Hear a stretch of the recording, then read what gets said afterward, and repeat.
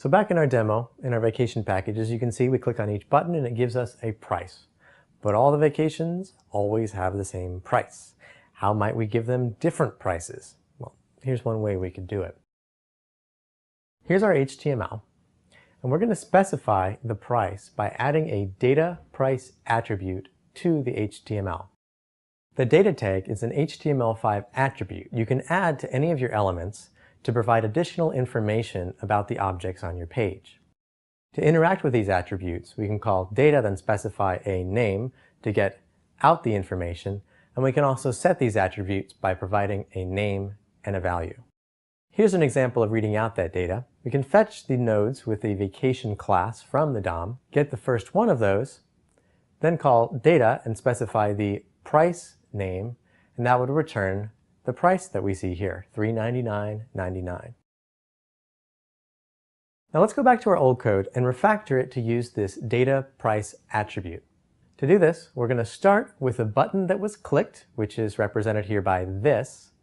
We're going to find the closest ancestor, which has the .vacation class. And then finally call the data method to get the price value out of the DOM. We can then use that amount when we construct our paragraph DOM node, which shows the price, like so. Let's take these two lines and put them inside of our code. So each vacation now will have its own price. However, there's some duplication that's going on here. You can see that we're fetching the vacation class here and then again down below. So let's eliminate this duplication. We can do this by creating a new variable called vacation, which, well, fetches the closest vacation. And then when we set the amount, we can simply call that variable .data. And then when we append, we can, of course, use that variable again. Now, if we use this code inside of our function, no longer are we repeating ourselves, and we're only querying the DOM once for this element, which is going to make it a little bit faster. Now if we jump back into our browser, when we click Get Price, we see that each of our vacations has its own price. This works great, but what if we start adding different buttons to our web page? This click handler is going to be called for all of them. So we need to make this more specific.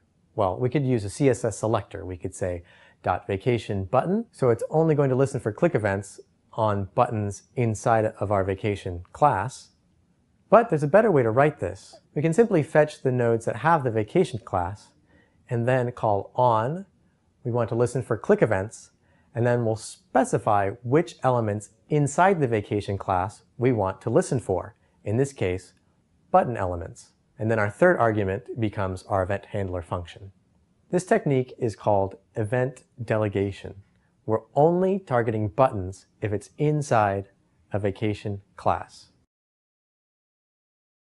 So now if we jump back into our browser, our buttons still work. Sweet. But, oh, we've got some filters up there. On sale now and expiring soon. Let's make those filters work. Here's the HTML for the filters. They're inside of a div. They're buttons as well.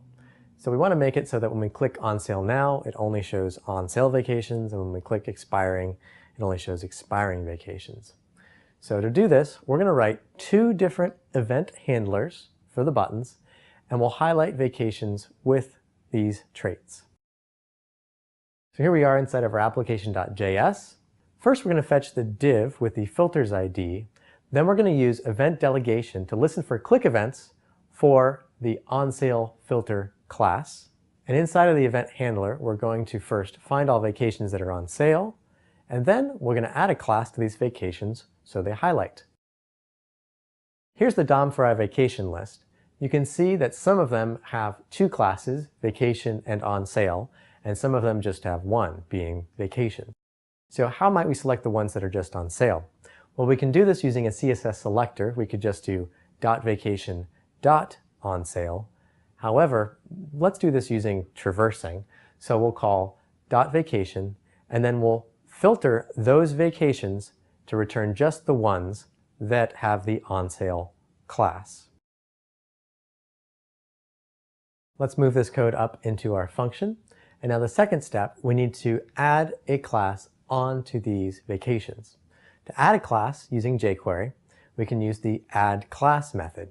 Similarly, we can use the remove class method to remove a class. So first we'll grab all of the vacations which have the class vacation and on sale, and we'll add the class of highlighted onto all of them.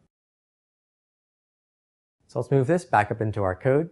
And as we mentioned, filter finds the right vacations, and add class adds the highlighted class to all of those vacations. We can do the same thing for our expiring filter, listening for clicks on that expiring filter button. Then when it's clicked, we will filter all the vacations which also have the expiring class and add the class of highlighted. Let's take a look at this in action. We click on 2 and we can see them highlighting, but well, everything's highlighted now. So if we continue to click the buttons, nothing more happens. So we need a way to unhighlight all of these vacations. One way we can do this is when a button is clicked, first thing we'll look for any highlighted classes and we'll remove that class of highlighted from them. So we're getting rid of all highlighted classes from our page before we then go and add highlighted back to the proper vacations. So here we go, back on the page, and now when we click through our on sale and expiring now vacations, the proper ones are highlighted. You've reached the end of level 3. Time to go to the challenges, and I'll see you in level 4.